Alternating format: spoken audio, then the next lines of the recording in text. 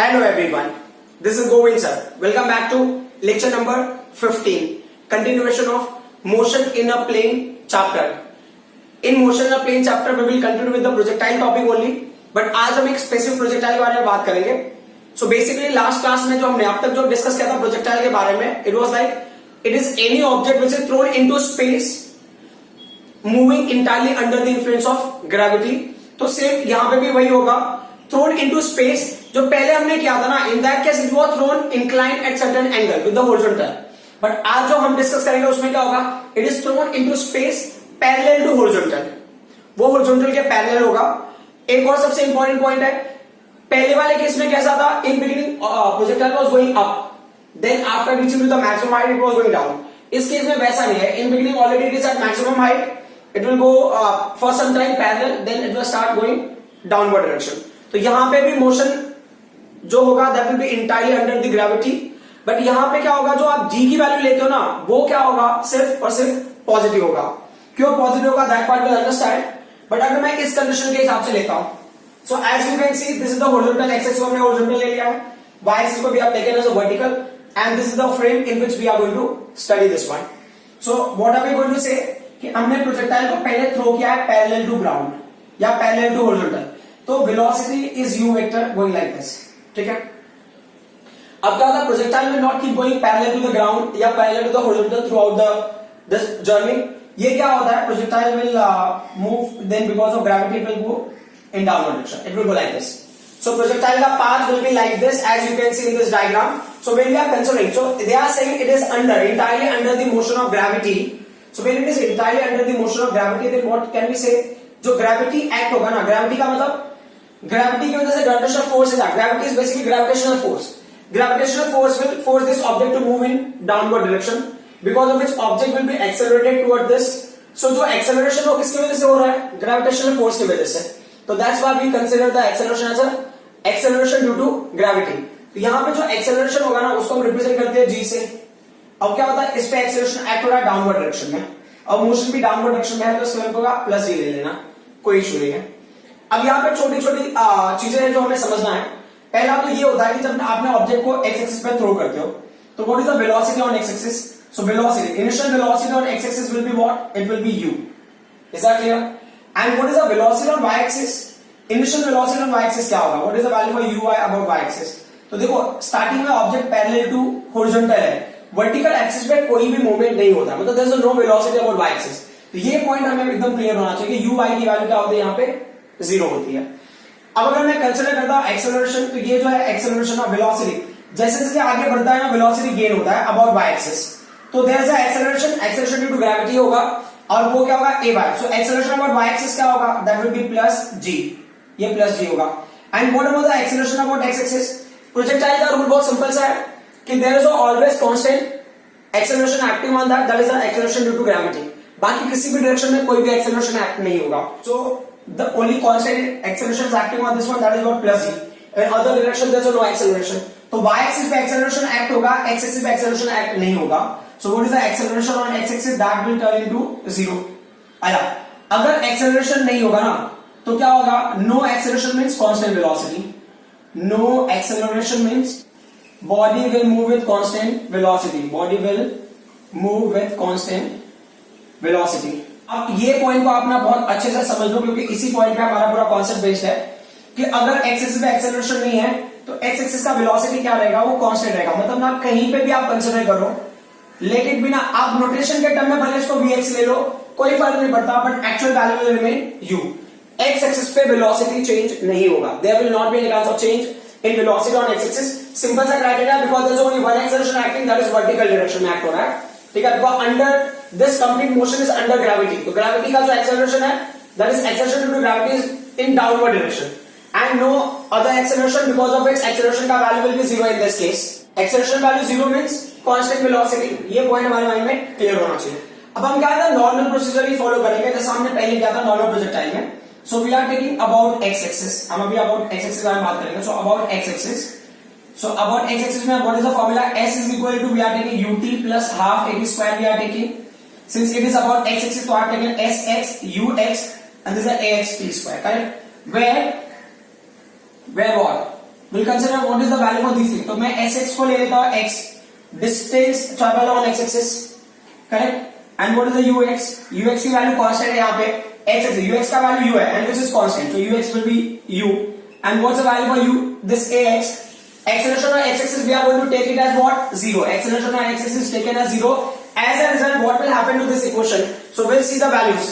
अब इसका क्या वैल्यूशन होगा, तो sx can be written as x, ux is basically u and time will be t, and there's no acceleration on x-axis so that will turn into 0, तो ये पूरा term 0 हो जाएगा। So accordingly when you are trying to get value for t, अभी t की value हमें जरूरत है, उसकी क्यों जरूरत है वो आपको आगे समझ में आ जाएगा। This is equation number 1। Now we will take the same equation about y-axis। अगर हमने इस इक्वेशन को y-axis पे लिया तो क्या हो गया, या इसी चीज को स्टडी करें y-axis पे, so about y-axis, so वही हो गया डिस्प्लेसमेंट वाला फॉर्मूला ले लेते हैं हम।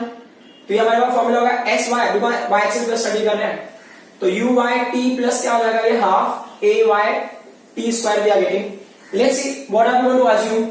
तो हमने यहाँ पे लिया है एस वाई की वैल्यू को, क्या लिया हमने, सो एस वाई की value, it's a displacement of y-axis, so I have taken y, correct. और सिमिलरली यू वाई की वैल्यू क्या है, initial velocity on y-axis is what, there is no initial velocity on y-axis, क्योंकि पूरे का पूरा velocity starting में कहां पे कन्फाइंड है, horizontal, that is about x, so ये 0 हो जाएगा। What about the a y, there is a acceleration due to gravity but that is positive, ठीक है, तो ये हमने प्लस जी ले लिया। सो ऑलमोस्ट सारी वैल्यूज हमको ना मिल गई, यहाँ पे सिर्फ t की वैल्यू नहीं मिली है, t का वैल्यू हम ना इक्वेशन 1 से ऑब्टेन कर लेंगे व्हेनेवर इट्स नीडेड। तो let's see, so therefore you write sy can be written as y and ui can be written as the 0 into t, then plus this is the half ay is nothing but the g and this is t square, so what do we get, so y can be written as half gt square we can write, clear। so अब क्या करना है, इसको आप ले लो equation number 2, अब आप put करो, किसको किसमें पुट करेंगे, so we will put equation number 1, हम इक्वेशन 1 को पुट कर रहे हैं, किसमें पुट कर रहे हैं, in equation number 2 and finally what do we get, that we'll see। तो y का वैल्यू क्या मिलेगा आपको, तो y इज इक्वल टू, आपको हाफ मिला, ये g मिला, और t की वैल्यू को क्या रखेंगे हम, t का वैल्यू है x square upon u square हो जाएगा, ये क्लियर। अब ये क्या कह रहे हैं ना, इस इक्वेशन को आप कंपेयर करो, जो मैंने बताया था ना equation for the geometrical structure का जो था, हमारा एक फॉर्मूला था y is equal to ax square plus bx plus c था।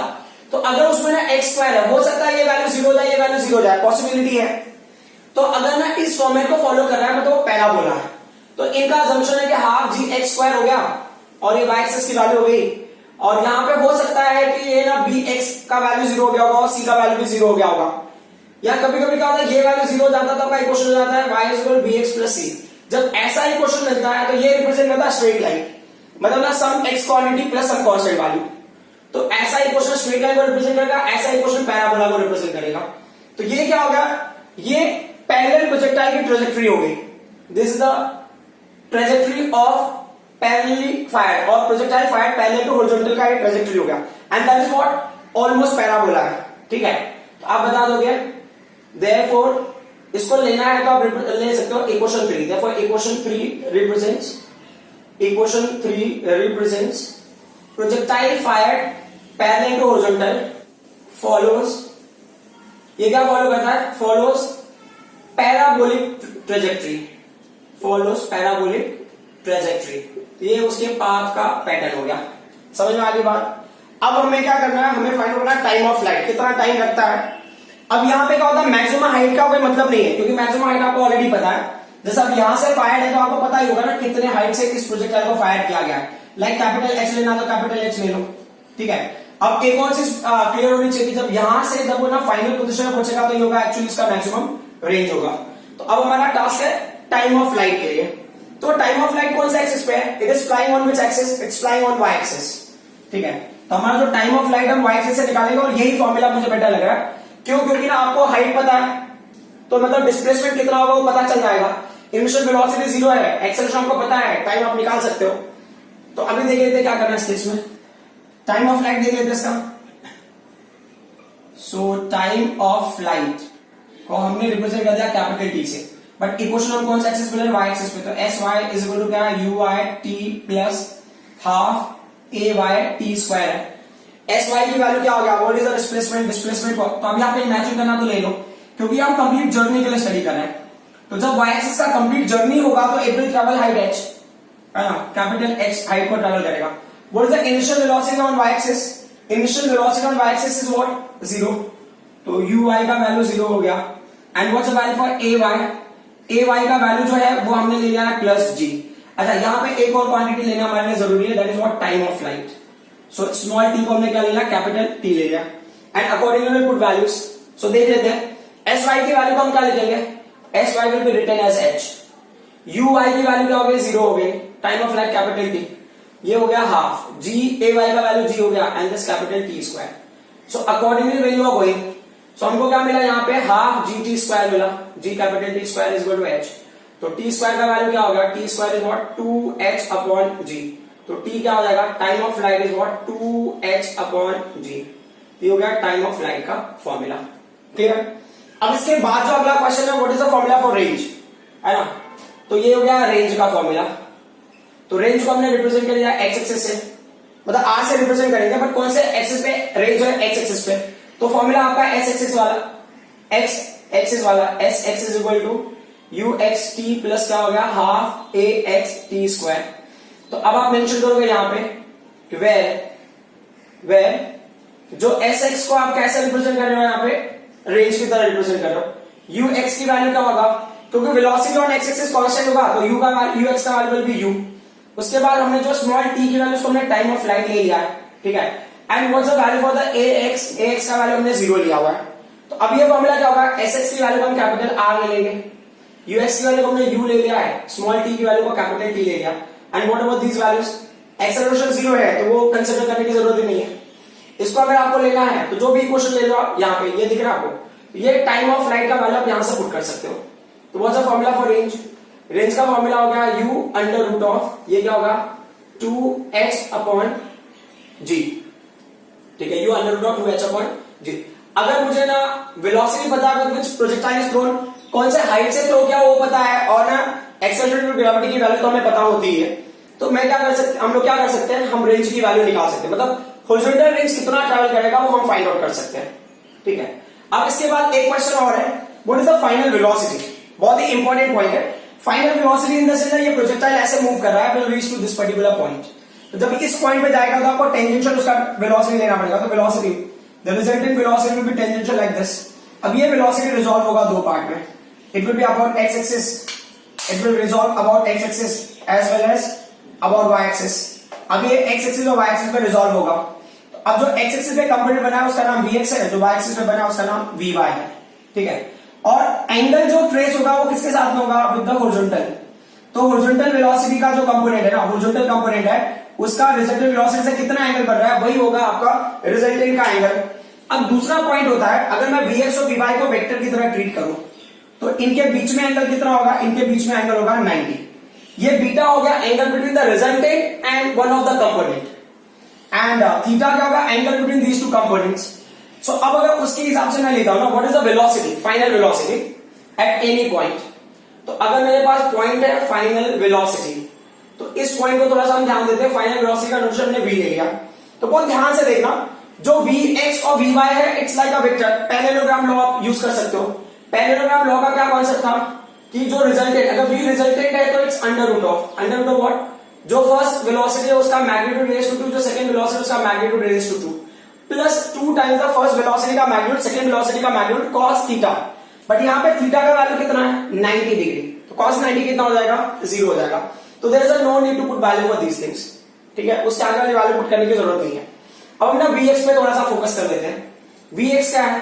चलो ठीक है, मैं यहाँ पे इक्वेशन नंबर लिख नहीं रहा हूं, लेकिन आप यहाँ पे लिख देना क्योंकि अभी हमें जरूरत पड़ेगी. इसको इक्वेशन नंबर 1 लेगा फिलहाल समझने के लिए. आप पूरा डेरिवेशन देख लेना, क्या इक्वेशन नंबर देना, accordingly you can put, that's up to you. अब अगर मैं ना vx की वैल्यू ले, तो vx क्या होगा? v इज इक्वल टू, आपको पता है, u प्लस at होता है. तो अगर मैं x एक्सिस पे स्टडी कर रहा हूं तो vx इज इक्वल टू क्या होगा? ux प्लस क्या होगा? ax t हो गया. तो यहां पे जो बातें हमें समझ में आ रही है कि ux का वैल्यू तो फिक्स है, ux का वैल्यू क्या ले लेंगे? हम u ले लेंगे. ax का वैल्यू क्या होगा? 0 होगा. करेक्ट ना? वही जो पुराने कॉन्सेप्ट है उन्हीं को हमने यूज किया. तो उससे हमें पता चलता है तो vx का वैल्यू है वो क्या हो गया? u ही रहेगा. और वैसे ना ये बताने की जरूरत है तो डायरेक्टली मैं बताता हूं आपको, because ux is equal to u will be constant. जो x एक्सिस पे जो भी वेलोसिटी है वो कांस्टेंट रहेगी, दैट वी नो. बट अभी हम ना देखते हैं vy के लिए. vy के लिए क्या स्टोरी है? तो अगर आप वी वाई के लिए कर रहे हो तो क्या होगा, वी वाई का वैल्यू हो जाएगा यू वाई प्लस क्या हो जाएगा, ये ए वाई टी हो जाएगा। सो विल सी कि कैसे वैल्यू पुट करेंगे। तो जो यू वाई की वैल्यू है ना, यू वाई की वैल्यू को हमने क्या ले लिया है, स्टार्टिंग में initial velocity about y axis 0 है and what about the acceleration about y axis, उसको हमने प्लस जी लिया हुआ है। ठीक है, तो अब उसके हिसाब से देखोगे तो आपका होगा v y is equal to, ये 0 हो गया, ए वाई की वैल्यू जी हो गया और टाइम की वैल्यू टी हो गया, तो वी वाई का वैल्यू क्या होगा, जी टी हो गया। Is that clear. अब इसी फॉर्मूले को हम यहां पे पुट कर लेते हैं। तो फाइनल स्पेस नहीं है तो मैं यहां लिख देता हूं। तो देयरफॉर जो फाइनल वेलोसिटी हमको मिला ना, final velocity v is equal to under root of, ठीक है, ये स्पेस है तो इसी स्पेस में माइनस कर लेते हैं। तो देखो v इज इक्वल टू क्या है, v is equal to v x square, v x का वैल्यू क्या है, u है, तो क्या होगा u स्क्वायर, v का वैल्यू हो गया, वी एक्स का वैल्यू हो गया u स्क्वायर, और दूसरा क्या है v y square, v y का वैल्यू क्या है, वी वाई का वैल्यू होगा जी टी। तो अगर वी वाई का स्क्वायर होगा तो जी का स्क्वायर टी का square, it's what G square and T square. तो ये हो गया फाइनल वेलोसिटी का फॉर्मूला, करेक्ट। अब इसके बाद एक पॉइंट और है, what is the direction of the resultant velocity with the horizontal. तो अभी ये हॉरिजॉन्टल है और वीएक्स से वो पैरेलल टू हॉरिजॉन्टल, तो मतलब वीएक्स से जो एंगल बनेगा वही रिजल्टेंट का डायरेक्शन होगा। तो सिंपल सा टास्क है कि अगर इसको आप ऐसा पैरेललोग्राम कंप्लीट कर दो ना, if you complete as a parallelogram, so what will happen, ये अगर बीटा एंगल लिया मैंने ना, ये तो ये अगर ट्रायंगल आप लेते हो तो इसके लिए ये जो होगा ये वैल्यू वीएक्स होगा। व्हाट अबाउट दिस वैल्यू, ये किसके पैरेलल है, it's parallel to v y, इस कंपोनेंट का नाम होगा वी वाई। तो अगर हमने टेन बीटा ले लिया ना, टेन बीटा का रूल बहुत सिंपल सा है, टेन बीटा क्या होता है परपेंडिकुलर, तो ये परपेंडिकुलर का वैल्यू क्या वी वाई है अपॉन एडजेसेंट, ये किसका वैल्यू है, ये एडजेसेंट है, तो एडजेसेंट की वैल्यू क्या है वी एक्स है। अगर आपको वाइंड अप करना तो ये पे स्टोरी वाइंड अप कर दो, वरना आप इसको एक स्टेप और आगे लेके चले जाओ। Tan beta is equal to v y का वैल्यू भी हमने फाइंड आउट किया, क्या है जी टी, और वी एक्स का वैल्यू क्या फाइंड आउट किया यू, तो ये क्या हो जाएगा जी टी अपॉन यू, और उसका beta is equal to tan inverse and all. अगर आपको लिखना है तो you can write, otherwise there is no need. तो ये कंप्लीट डेरिवेशन हो गया किसका, projectile fired parallel to horizontal. तो ये सारे फॉर्मूलेस हैं, आपको इसके ऊपर बेस्ड जो भी न्यूमेरिकल होगा उसको आप इजीली सॉल्व कर पाओगे। ये टॉपिक इसलिए बहुत इंपॉर्टेंट होता था क्योंकि ना एनसीईआरटी के काफी सारे क्वेश्चन इस पे बेस्ड है, प्लस कॉम्पिटिटिव एग्जाम में काफी सारे क्वेश्चन जो इस पे पूछा हुआ है, इस कॉन्सेप्ट पे ही पूछा हुआ है, इसलिए ये बहुत इंपॉर्टेंट हो जाता है। Now we will solve numerical based on projectile fired parallel to horizontal, उस कॉन्सेप्ट पे बेस्ड। तो देखो ये जो है ना, हमने जो ये फॉर्मूले लिखे हैं, कभी कभी क्या होता है ना, कहीं पे लोग ना फॉर्मूले देख के बहुत कंफ्यूज हो जाते हैं कि कौन सा फॉर्मूला यूज करें, ये दो अलग अलग फॉर्मूले दिख रहे हैं। तो मैं समझाना चाहता हूं कि क्या हो रहा है इस केस में। इन्होंने क्या इमेजिन किया कि एक प्रोजेक्टाइल को ऐसे फायर किया है, तो अगर वो हिसाब से देखा जाए तो this is the displacement on y axis, correct, और इसी वैल्यू को आप एच भी ले सकते हो। जैसे वैसे एक हिसाब से देखा तो H is the complete journey, but why क्या हो सकता है आप प्रोजेक्टाइल को यहाँ पे स्टॉप कर देते हो, तो यहां से यहां तक की जर्नी को आप वाई ले लेते हो, करेक्ट। और अब क्या होता है कि जब प्रोजेक्टाइल यहां से पूरा यहां तक पहुंचा, आप time of flight capital T लेते हो, बराबर, इसको कैपिटल टी ले लिया आपने, ठीक है, कैपिटल टी ले लिया। अच्छा चलो ठीक है, वाई की वैल्यू को मैं इतने तक ही रिप्रेजेंट कर देता हूं, तो कोई इशू नहीं है, ठीक है। अब एक हिसाब से देखा तो अगर इतने दूर तक है तो ये क्या होगा, नॉर्मल टाइम हो गया, करेक्ट। बट ये तो हमारा अजम्पशन है ना। अब अगर मान लो कि अगर प्रोजेक्टाइल यहां से यहां तक ही है, तो मैं ये वाई को एच इमेजिन कर लो, इसको कैपिटल टी इमेजिन कर लो, कोई फर्क नहीं है। तो ये आपने क्या डेरिवेशन आपको मिला था हाफ जी टी स्क्वायर, तो ये टी क्या है, T is any time, projectile के बीच में कहीं का भी आपने टाइम ले लिया और उतने इंटरवल में कितना वो वाई एक्सिस पे डिस्टेंस ट्रैवल करेगा, ये वो वैल्यू है। तो अगर मान लो उस वैल्यू को मैं एच भी ले लूं तो कोई फर्क नहीं है, उसी टाइम को मैं टाइम ऑफ फ्लाइट ले लूं, तो इसके फॉर्मूले से आपको टी की वैल्यू ये मिलेगी और यहाँ पे कैपिटल टी का वैल्यू ये मिलेगा। तो आप जो भी फॉर्मूला यूज करना है, आप दोनों फॉर्मूले से आपको आंसर मिलेगा, कोई इशू नहीं है। क्या होता है किसी बुक में आपको ना ये वाला फॉर्मूला मिलता है, किसी बुक में ये फॉर्मूला मिलता है, तो उस टाइम आप कंफ्यूज हो जाते हो। तो there should not be any confusion, बहुत सिंपल सा कॉन्सेप्ट है ये, इसमें कोई बड़ी बात मैंने बताई नहीं है। अब क्या होता है x is equal U T, अब समझोगे ना, अगर मान लो यहाँ पे स्टॉप हो गया तो एक्सिस में जो डिस्टेंस होगा उसको आपने एक्स ले लिया, जो इनिशियल वेलोसिटी है वो तो यू रहेगा ही रहेगा, और यहां से यहां तक का जो टाइम है वो स्मॉल टी लिया हमने, तो x is equal to u t. या अगर आप मान लो ये पूरे डिस्टेंस को आप कैपिटल टाइम ऑफ फ्लाइट ले लेते हो, ये पूरे रेंज में टाइम ऑफ फ्लाइट, और इसको आप हॉरिजॉन्टल रेंज ले लो, तो भी कोई फर्क नहीं पड़ता। तो ये जो एक्स की वैल्यू होगा हॉरिजॉन्टल रेंज हो गया, वेलोसिटी यू हो गया, टाइम ऑफ फ्लाइट होगा, उसका जो भी टाइम लगा होगा। या अगर आप टोटल जर्नी के लिए ले रहे हो तो टोटल जर्नी के लिए तो रहेगा ही रहेगा, तो टोटल जर्नी के लिए R is equal to u t है, टी का वैल्यू हमने यहां से यहां पुट कर दिया, और ये है final velocity v x square plus v y square. ये तो किसी भी पॉइंट हो सकता है, जिस टाइम पे भी आपको निकालना है, ठीक है। और वो क्या हो गया, angle with the resultant of horizontal component. So अभी क्वेश्चन देखते हैं कि क्वेश्चन में क्या दिया और कैसे दिया है, और अगर आप डायग्रामेटिकली समझने की कोशिश करोगे तो I think will be better to understand. Question में दिया a projectile is fired horizontally with the velocity 98 metre per second from the top of a hill 490 meter high. तो चलो ठीक है, ये मैंने सिस्टम बना दिया, यहां से प्रोजेक्टाइल को थ्रो किया, तो ये कितने हाइट पे है, तो दे आर सेइंग कि 490 मीटर हाइट पे है ये। तो ये एक हिसाब से देखा जाए तो उसको मैं कैपिटल एच ले लेता हूं, ठीक है। Projectile is throne like this, initially projectile का ये है डायरेक्शन, तो ये u की वैल्यू हो गई, that is what 98 metre per second, और फिर ये प्रोजेक्टाइल ऐसे मूव करके will go to the come to the ground. फिर क्या दिया है, find the time taken to reach the ground. एक हिसाब से देखा जाए तो ये टाइम ऑफ फ्लाइट ही पूछ रहे हैं, क्लियर। या स्मॉल टी से भी निकालो तो कोई फर्क नहीं पड़ेगा, स्मॉल टी वाला फॉर्मूला भी हेल्प करेगा। तो वहां पे y की वैल्यू क्या लिखोगे, 490 लिखोगे, मतलब y एक्सिस का डिस्प्लेसमेंट 490 एंड टाइम टेकन, या आप उसको स्टैंडर्ड वे से लेना तो टाइम ऑफ फ्लाइट लेना, मतलब टोटल हाइट एंड ये कैपिटल टाइम ऑफ फ्लाइट हो गया, कोई इशू नहीं। फिर सेकंड क्या बोला, distance of the target from the hill. So ये डिस्टेंस ऑफ ये समझो कि यहां पे होगा, ये टारगेट है और ये हिल है, तो यहां से यहां तक का डिस्टेंस क्या होगा, ये हो गया r। तो अब अगर r के टर्म में लेना है तो r के टर्म में लोगे तो u इंटू कैपिटल T होगा, या आप इसको आप x भी लेते तो भी चल जाता है, x is equal to u into t, small t. तो अगर यहाँ पे आप स्मॉल टी लेते हैं तो इसको आप स्मॉल टी यहाँ पे भी यूज कर लेते, कोई फर्क नहीं पड़ेगा, जो भी आपको यूज करना है, ठीक है। आप इस फॉर्मूले से भी कर सकते हो, इस फॉर्मूले से भी कर सकते हो, बट मैं कैपिटल R ही ले लेते हैं क्योंकि रेंज वर्ड मेंशन किया है तो ठीक रहेगा। फिर क्या दिया, velocity with which projectile hits the ground. अब बोले velocity with which projectile hits the ground, तो velocity is a vector quantity. तो आपको क्या करना है, जब भी ना आपने अगर वेक्टर चैप्टर में किया होगा तो अगर आपने रिजल्टेंट फाइंड आउट कर रहे हो तो उसके लिए आपको एंगल फाइंड आउट करना ही पड़ जाता है, मतलब बीटा क्वेश्चन मार्क हो गया यहाँ पे, ठीक है। मतलब अगर आप रिजल्टेंट वेलोसिटी निकाल रहे हो, मतलब it's a two vector and you are finding the resultant because of that, तो रिजल्टेंट का वैल्यू आप निकाल रहे हो तो उसका आपको डायरेक्शन भी निकालना पड़ता है, मतलब अबाउट 10 मीटर। सो अब स्टार्ट करते हैं। सो अभी इन्होंने अगर टाइम ऑफ फ्लाइट बोला है तो आप डायरेक्टली फॉर्मूला यूज करोगे तो बेहतर है। टाइम ऑफ फ्लाइट अगर आपको याद है तो t इज इक्वल टू, अगर नहीं याद है तो आप डायरेक्टली आप यूज कर सकते हो y is equal to half gt square, ये डेरिवेशन वाले फॉर्मूले से। फिर यहाँ पे y की वैल्यू 490, यहाँ पे g की वैल्यू 9.8 और t की, तो t की वैल्यू जो भी मिल जाए, अगर आप वैसे पुट करें तो ठीक है, अगर आपको डायरेक्टली फॉर्मूला यूज है याद है तो you can put it directly. So capital t का वैल्यू क्या होगा, ये under root of 2h upon g, so capital t हो गया, ये अंडर रूट हो गया, ये 2 हो गया, h का वैल्यू कितना होगा, what is the height of Cliff 490 हो गया, अपॉन क्या होगा, ये 9.8 हो गया, कैंसिलेशन तो क्या होगा 4.9 इसको कैंसिल करेगा तो 100 हो जाएगा, तो it is what under root of 100। So capital T is what under root of 100। So T का वैल्यू कितना हो गया 10 सेकंड्स। तो ये 10 सेकंड्स में क्या करेगा, it will reach to ground और it will reach to target. जो सेकंड क्वेश्चन है रेंज, रेंज का फॉर्मूला बहुत सिंपल सा है, r इज इक्वल टू क्या है, u इनटू कैपिटल T। तो वेलोसिटी क्या था 98 metre per second with which projectile was projected. How much time it has taken to reach to target, 10 seconds. तो ये और भी सिंपल हो गया, कितना हो गया 980 मीटर पर सेकंड, क्लियर। अब आ जाते हैं नेक्स्ट पॉइंट पे। What is the next point, next point is what is the velocity of this projectile when it will strike the target. So होगा v is equal to under root of vx square plus क्या होगा, ये vy square हो गया, और थोड़ा और आगे का एक्सटेंड करेंगे तो v इज इक्वल टू क्या होगा, u स्क्वायर हो गया प्लस एक और g square t square, correct. मतलब फॉर्मूले से डायरेक्टली आप यूज कर लो तो भी चला, डायरेक्टली ये भी लिखोगे तो भी चल जाएगा।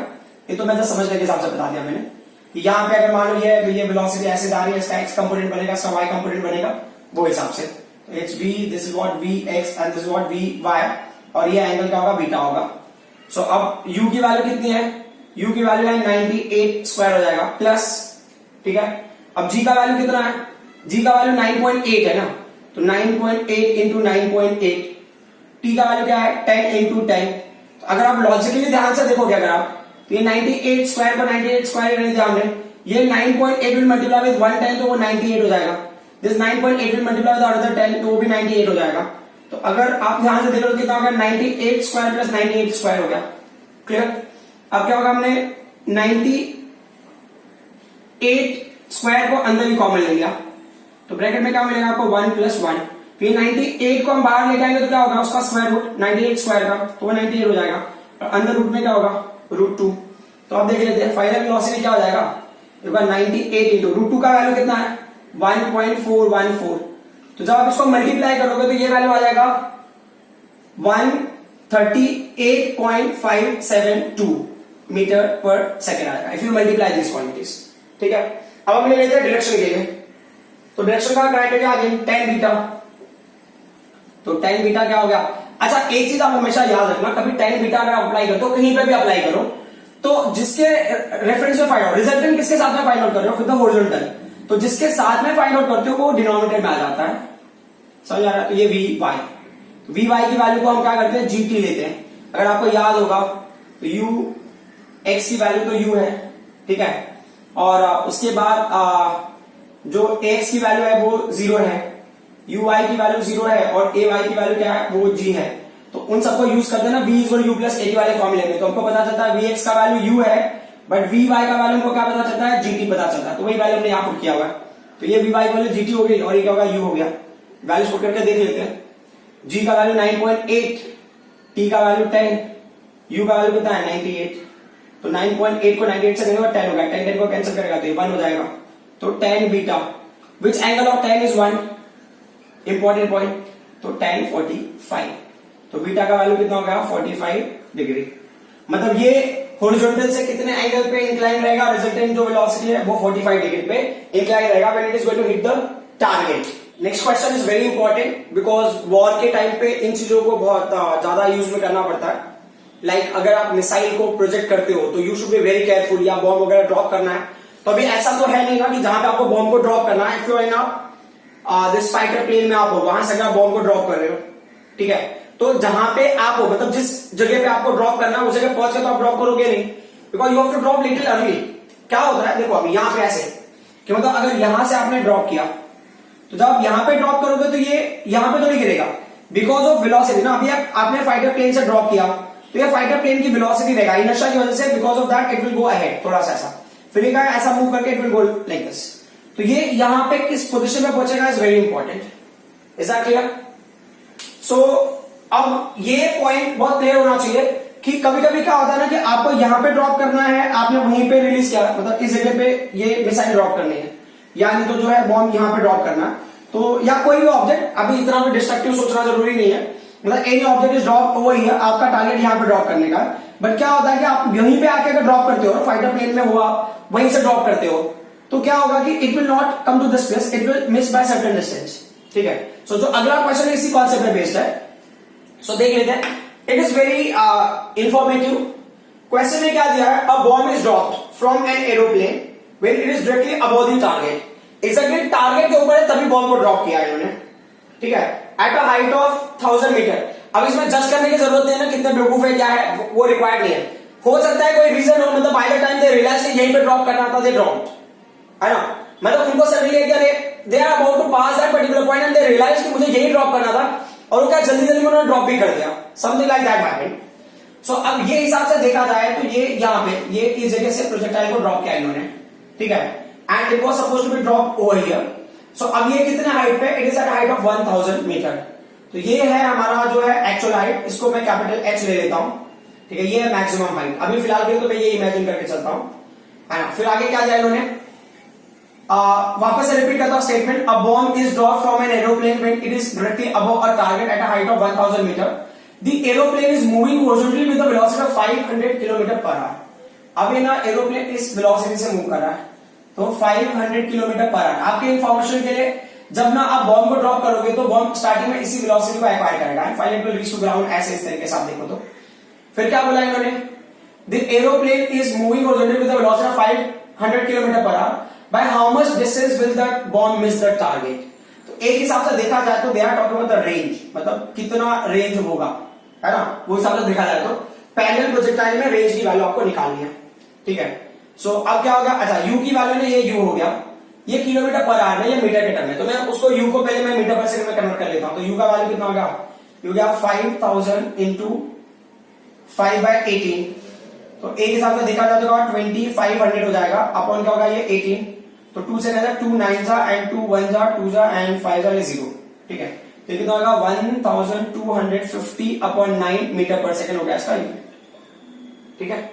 ये अभी भी कैलकुलेशन करना है तो कर सकते हो, कैलकुलेशन करो तो कितना आएगा ये वैल्यू, 9 का कैंसिल करो, 9 1 जा 9 9 3 जा 9 8 जा, देन अगेन 8 ऐसा 8 चले जा रहा है, तो इसका मतलब क्या हो गया, ऐसा 8 चला ही जाएगा। तो u की वैल्यू को लेना अप्रोक्स आप कर सकते हो ना, 138.89 कर लिया हमने मीटर पर सेकेंड। आपको लेना है तो ले लो, अदरवाइज आप डायरेक्टली बाद में पुट करके कैंसिलेशन भी कर सकते हो। हमें क्या निकालना, रेंज निकालना। तो रेंज का फॉर्मूला क्या है, रेंज का फॉर्मूला होता है velocity into this time of light, correct, you. तो यहां पे देख लो रेंज का फॉर्मूला यूटी। अब ना टाइम ऑफ लाइट का वैल्यू भी हमको पता है, तो ये u हो गया अंडर रूट ऑफ क्या है, ये 2h/g है, करेक्ट। अब देख लेते हैं यहां से वैल्यू मिलता है, मिलता है। u का वैल्यू हमको पता चल गया क्या है, 138.89 है इनटू ये अंडर रूट है, ठीक है। अंडर रूट क्या होगा, ये हो गया 2 इंटू एक्स का वैल्यू कितना है, 1000 है, फाइन। अच्छा g का वैल्यू कितना है, g का वैल्यू 9.8, ये कैंसिलेशन करेंगे कितना होगा, 4.9 हो जाएगा। तो अब इसको और सिंप्लीफाई करना है तो क्या करेंगे, इसको 138.89 ले लिया हमने इनटू, अब 10 से मल्टीप्लाई कर दो न्यूमरेटर डिनोमिनेटर, ये स्क्वायर रूट में, ये और 10,000 अपन का 49 हो गया। शायद इसका रूट अभी हम ले सकते हैं, है ना। तो ये r का वैल्यू क्या हो जाएगा, r इज 138.89, ठीक है, इनटू ये हो गया 100 अपन क्या हो जाएगा, ये 49 का 7 हो जाएगा, क्लियर। सो अब हम कैलकुलेशन कर सकते हैं। अब वैल्यूज कितना हो जाएगा, अगर वैसे देखना तो ये 138.89 अपन क्या होगा, ये 7 हो गया, क्लियर। सो अब कैंसिलेशन करके देख लेते हो तो क्या हो गया, ये हो गया 198, ठीक है, 4 पॉइंट, ये हो जाएगा 14 हो जाएगा। और उसका आगे करना तो आप कर सकते हो, कोई इशू नहीं है। ये कितना होगा, मीटर, क्लियर। इतने डिस्टेंस से वो टारगेट को क्या करेगा, मिस करेगा। Now will come to the next question. Next question क्या है, next question again very simple. Question में क्या दिया इन्होंने, a body is projected horizontally from the top of a cliff with a velocity of 9.8 metre per second, ठीक है। तो अब एक क्लिफ मतलब किसी एक पर्टिकुलर हाइट से ड्रॉप किया, मतलब ऐसा ही लेगा, ड्रॉप किया मतलब प्रोजेक्टेड हॉरिजॉन्टली, अच्छा प्रोजेक्टेड हॉरिजॉन्टली, कौन से वेलोसिटी से, 9.8 मीटर पर सेकेंड से। फिर क्या बोला इन्होंने, with a velocity 9.8 metre per second what time elapses before horizontal और वर्टिकल वेलोसिटी बिकम्स इक्वल, ठीक है। अब ये ऐसा रहेगा मोमेंट, बोला हॉरिजॉन्टल वर्टिकल वेलोसिटी ना जब इक्वल हो जाए, मतलब ऐसा होगा ये कंडीशन। तो ये हो गया हॉरिजॉन्टल वेलोसिटी और ये हो गया वर्टिकल वेलोसिटी। ये बोले ना फाइंड आउट टाइम, कब निकालना आपको time, when vx and vy will be equal. तो अब देख लेते हैं, तो अभी इन्होंने क्या मेंशन किया है, सिंस इन्होंने बोला है vx एंड vy की वैल्यू को इक्वल बोला है इन्होंने, vx एंड vy की वैल्यू को इक्वल, vx की वैल्यू हमने u ले लिया, vy की वैल्यू क्या होगी, यहां देखो ना, vx की वैल्यू u और vy की वैल्यू gt, तो हमने लिया पे gt। तो कितने टाइम के बाद ये होगा, तो u अपॉन g, u का वैल्यू कितना है 9.8 है, g का वैल्यू क्या है 9.8 है, तो कैंसिल के बाद वैल्यू कितना होगा 1 सेकंड। तो 1 सेकंड के बाद हॉरिजॉन्टल एंड वर्टिकल वेलोसिटी क्या होगा, जो कंपोनेंट वाली वैल्यू होगी वो क्या होंगे, इक्वल होंगे। Is that clear. Now next question. Next question is very interesting question. आप उसको लॉजिकली लिंक कर पाते हो वेरी इजीली, क्योंकि क्या है, ऐसी चीजें होती रहती है। सो आप देखोगे लॉजिकली क्या ये चीजें ट्रू है या नहीं है, आपको समझ में आ जाएगा क्वेश्चन रीड करने के बाद। बोले a marksman wishes to hit a target just in the same level as the line of sight. मतलब ना एक बंदा है, आप उसको ना निशानची, शूटर जो भी कंसिडर करना है। अब ये बंदा यहां से देख रहा है और wanted to basically hit the target this line पे, यहां पे उसका टारगेट होगा, शायद वो यहां पे हिट करना चाहता है, ये टारगेट है, क्लियर। अब प्रॉब्लम क्या होता है, what is the main thing, then he says how high from the target he should aim. देखो अब एक चीज समझ लो ना, अगर वो यहां से बुलेट को फायर करता, बुलेट इस लाइन में जाएगा, तो ये प्रोजेक्टर परफॉर्म करके नीचे जाएगा, तो it will not hit the target. इसका मतलब क्या होगा, जैसे यहां पे फायर करो तो ये बिलो जाकर स्ट्राइक करेगा, वैसे आपको ऊपर से जब फायर करोगे तब जाके यहां पे स्ट्राइक करेगा। तो ये बोल रहे आपको किसी को टारगेट कहीं और पे करना पड़ेगा, समझ में आ रहा है। तो ये बोलो high from the target should he aim if the distance of target is 1600 meter and muzzle velocity of gun is 800 metre per second. मतलब यहां से जो टारगेट का डिस्टेंस है वो 1600 मीटर के डिस्टेंस पे है, ठीक है। और जो बुलेट्स फायर करेंगे ना वो कितने स्पीड से जा रहा है, 800 मीटर पर सेकेंड के स्पीड से। तो देखो एक्चुअल में क्या होता है, एम के टर्म में ही है, आपको एमिंग के टाइम पे वो हाइट को अचीव करना है, एम करके आप उस हाइट को अचीव करो, समझ में आ रहेगा। तो जैसे आपने टारगेट यहां पे किया, गन से आप टारगेट करोगे तो स्टार्टिंग बुलेट ऐसे जाएगा, then will strike the target. तो इनका मतलब ये है कि ना वो जो है एक्चुअल पोजीशन से कितने हाइट पर उसको टारगेट करना है, from the actual position eight what height he should target so that ये जो प्रोजेक्टाइल है वो स्ट्राइक करेगा, बुलेट स्ट्राइक करेगा टारगेट पे। तो ये जो मजल वेलोसिटी है ये बुलेट की वो है 800 मीटर पर सेकेंड। ठीक है, अब क्या होता है कि एक चीज आप याद रख लो, कभी क्वेश्चन में पूछा है हाइट पूछा है या रेंज पूछा है ना, क्वेश्चन में अगर हाइट क्वेश्चन मार्क है और रेंज क्वेश्चन मार्क है तो मतलब दोनों का आंसर मैं निकाल सकता हूं अगर मेरे पास ना टाइम ऑफ फ्लाइट का वैल्यू दिया है तो। देख लो, हाइट का फॉर्मूला हाफ जीटी स्क्वायर और रेंज का formula UT, correct. Time of flight है तो मैं निकाल सकता हूं। अब क्वेश्चन ये है कि मैं टाइम ऑफ फ्लाइट कैसे निकालू, तो पहले मैं टाइम ऑफ फ्लाइट निकालू, बेटर होगा। तो अगर आप हाइट फाइंड आउट करना है तो टाइम ऑफ फ्लाइट आप रेंज वाले फॉर्मूले से निकाल पाओगे, और अगर आपको रेंज निकालना है तो आप टाइम ऑफ फ्लाइट आप हाइट वाले फॉर्मूले से निकाल पाओगे। यहाँ पे ये वाला फॉर्मूला, इसी फॉर्मूले को अरेंज करके हमने यहाँ पे निकाला है। तो टाइम ऑफ फ्लाइट आप हाइट वाले फॉर्मूले से निकालोगे मतलब फाइनली आप रेंज निकाल सकते हो, और अगर आप टाइम ऑफ फ्लाइट रेंज वाले फॉर्मूले से निकालोगे तो फाइनली आप हाइट निकाल सकते हो। दोनों दो क्वेश्चन है, एक क्वेश्चन है, अगले क्वेश्चन में आप दोनों क्लियर हो जाएगा आपको। देखो यहाँ पे क्या है, यहाँ पर रेंज दिया है इन्होंने, रेंज मतलब जहां से टारगेट करना है, मतलब जहां से फायर कर रहे हैं, टारगेट का डिस्टेंस 1600 मीटर है, मतलब ये रेंज हो गया, रेंज की वैल्यू हो गया 1600 मीटर। प्लस क्या हो गया, यहाँ पे velocity with which that bullet is fired is also given 800 metre per second. और क्वेश्चन में क्या पूछा है, फ्रॉम व्हाट हाइट, मतलब at what height should be targeted, मतलब अगर इस लेवल पे अगर टारगेट करेंगे तब जाके वो यहां पे स्ट्राइक करेगा, बेसिकली ये कहने का मतलब। सो ये बोल रहे हैं कि आपको ना at what height we are going to target, or that person is going to target so that it will strike the actual target which is basically selected. तो मैं क्वेश्चन फिर से रीड कर रहा हूं। A marksman wishes to hit a target just in the same level as a line of sight. How high from the target he should aim? मतलब target से कितने हाइट पे उसको एम करना पड़ेगा। If the distance of target is 1600 meter, target is at what distance from the person from where he is aiming? 1600 meter. And the muzzle velocity of gun is 800 metre per second. जो muzzle velocity मतलब u की value है that is 800 metre per second, g का value इन्होंने लिया है 9.8 metre per second square. तो कौन से हाइट पे टारगेट करना है वो हमारा क्या क्वेश्चन है। तो हाइट फाइंड आउट करने के लिए क्या होगा, हाइट तो मैं निकाल सकता हूं, मुझे टाइम ऑफ फ्लाइट पता होगा, तो टाइम ऑफ फ्लाइट किससे निकालूंगा, रेंज से निकालूंगा। हाइट पूछा है तो मुझे देखना क्या रेंज दिया है, रेंज दिया होगा तो मैं शायद टाइम ऑफ फ्लाइट निकाल सकता हूं। तो पहला जो पॉइंट हो गया ये हो गया कि मैं रेंज का फॉर्मूला यूज कर रहा हूं, रेंज का फॉर्मूला का u इंटू कैपिटल टी, तो इससे कैपिटल टी की वैल्यू मिल जाएगी that is what r upon u।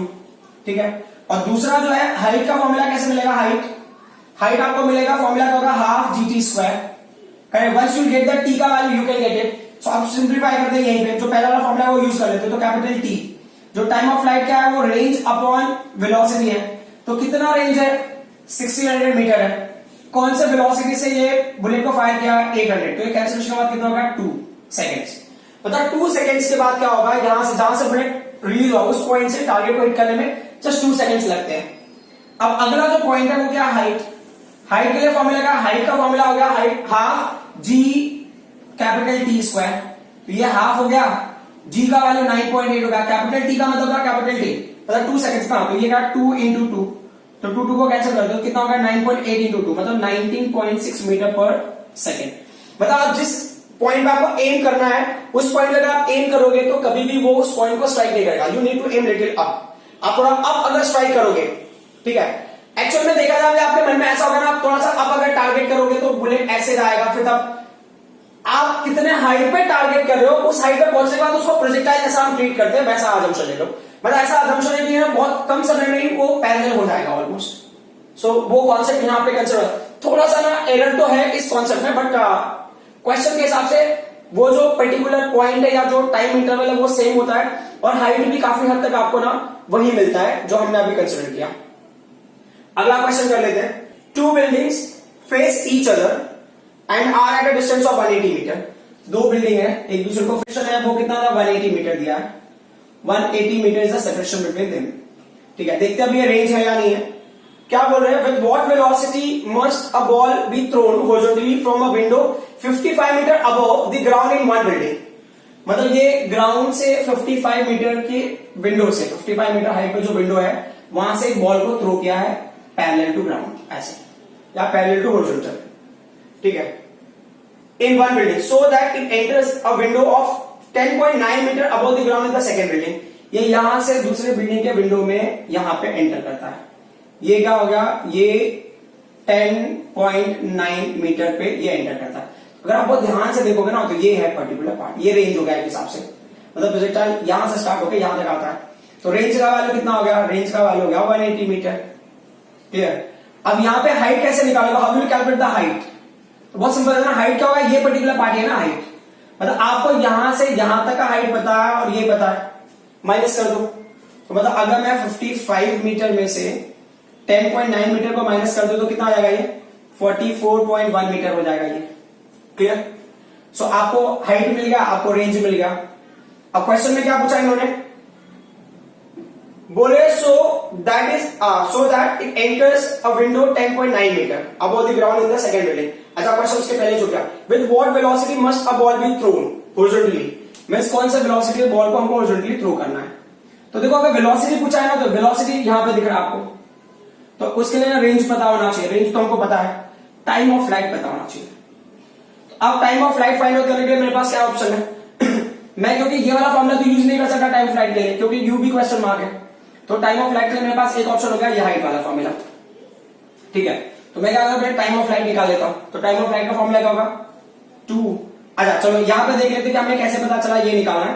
तो एक फॉर्मूला था R is equal to u t, जिससे आपको पता चला टी का वैल्यू क्या होगा, सॉरी यू का वैल्यू क्या होगा, आपको यू निकाला ना, तो यू का वैल्यू क्या हो जाएगा, u is equal to R upon t. तो अब R का वैल्यू आपको पता है, टी का वैल्यू नहीं पता, करेक्ट। तो आपको उस बेसिस पे कैलकुलेशन करना है। तो लेट्स सी कि क्या होता है। सो ये टी का वैल्यू हम कैलकुलेट करें, तो टी का वैल्यू क्या होगा, t is equal to 2h upon g, तो ये अंडर रूट ऑफ ये 2 हो गया। x का वैल्यू कितना हो गया, what is the height for this projectile, 44.1 metre. Clear. Divided by what's the value for this, g का वैल्यू कितना है, g का वैल्यू है 9.8। ठीक है, 2 से कैंसिल हो जाएगा 4.9 हो जाएगा। क्लियर।